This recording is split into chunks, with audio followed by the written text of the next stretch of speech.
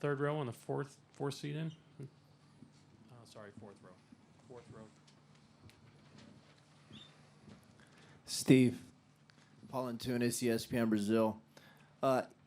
Even though you lost, it seemed like in that fourth quarter, you guys were flying around, diving on loose balls, and just playing really, really hard.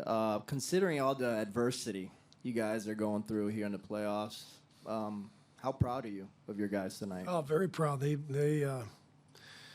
played really, really hard and gave it everything they had, and just ran into a better team tonight. Toronto played an excellent game and made big shots every time they needed to. We never could get over the hump. Every time we fought back and kind of got it to 6, 7, or 8, whatever it was, they made big shots. So they outplayed us. They deserved it. And but I'm very proud of our effort. And now we just got to bounce back and hopefully get back here Friday night. Hopefully get a little healthier and get some guys back. But we'll see how that goes. But main thing is just got to play better. Is Steph's performance tonight one of the best you've ever seen? Steph was incredible. The stuff he does is he does things that honestly I don't think anybody has ever done before. The way he plays the game, the way he shoots it, and the combination of his ball handling and shooting skills, it's incredible to watch. He was amazing. Second row on your right. Coach Trista Crick, USA Today. You obviously want to err on the side of caution when it comes to injuries, but was there any of the mentality of lose the battle, win the war as it relates to sitting Clay tonight? Well, the whole point was to not risk a bigger injury that would keep him out of the rest of the series. So that was the decision we made, and I feel very comfortable with it.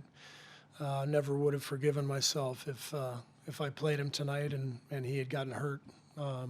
So you live with the decision. You make a wise decision, the wisest one you can, then you live with it and you move forward. So the good thing is Clay has done well the last 2 days. Now he's got another couple of days to heal. Hopefully he'll be out there Friday.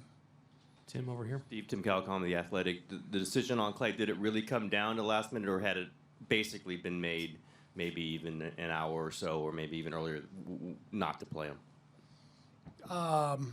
That's, internal business. So. Jared on the right side.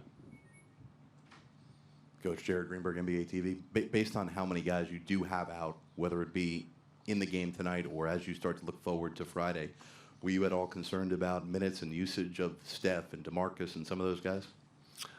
Yeah.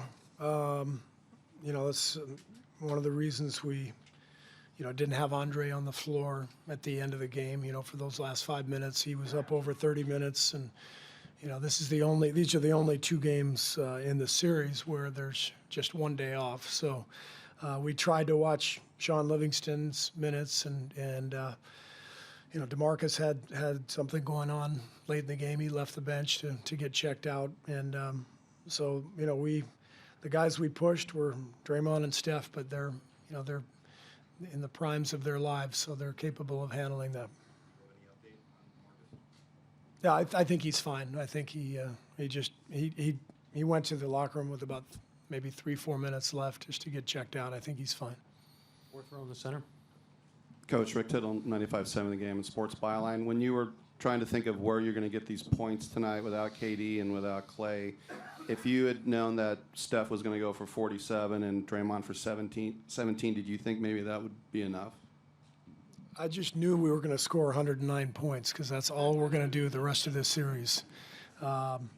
So if we're going to keep scoring 109, we got to keep them to 108, and that's the biggest thing. They scored 123 points, shot 52%. So it was more about their play, their execution offensively, their shot making. Our offense could have been better. Obviously, we didn't shoot it great, but give them credit, and they outplayed us.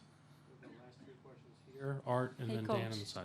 Joanna from Brazil, TV Globo Brazil. I was about to ask you about the 190 points that you score pretty much in all the games, in every game. Do you see this as a coincidence, or it shows?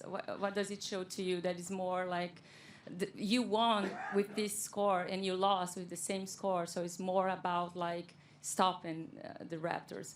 Yes, defense. Defense wins in the playoffs, especially in the finals. So we got to play better defense. Dan on the right side. Coach Dan Devine from The Ringer. You mentioned their right over here. Yeah. You mentioned their execution on offense being a real problem for you, especially early. Kyle Lowry seems to be a real bellwether for that. You'd helped to sort of held him down in the first couple of games. Breaks loose tonight. What did you see from him that sort of what kind of problems did he give you tonight? I think Kyle set a tone, played a great game for them, and set a really good tone early. Made some shots, controlled the game, and so he was a huge factor for them. Played a fantastic game. Art, last question in the second row. Yeah, Steve, Art Spander, the Maven. Everyone assumes you missed Clay's points, but wasn't his defense as important? And perhaps that's why they shot so well. Well, yeah, I mean, Clay's one of our best defenders, so we missed his defense. But again, that doesn't matter. Guys hurt, doesn't play, then you play the next guy. And as I said, I'm very, very proud of the way our guys competed and played. We didn't play well enough, and we ran into a team that played an excellent game. So long series, we got to bounce back, and we'll move on from here. Thanks. Thank you, Coach. Players confirmed for interview room for Golden State, Curry and Green. And as a reminder, Leonard, Lowry, and Green for Toronto.